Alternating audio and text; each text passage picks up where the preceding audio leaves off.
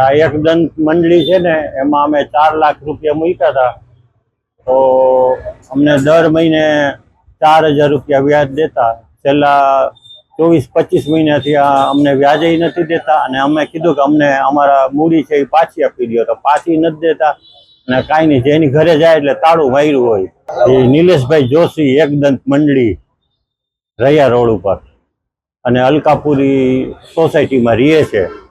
અમે ઘરે જાય તો અહીંયા ડેલીએ તાળું માર્યું ને અંદર બધા રહેતા હોય.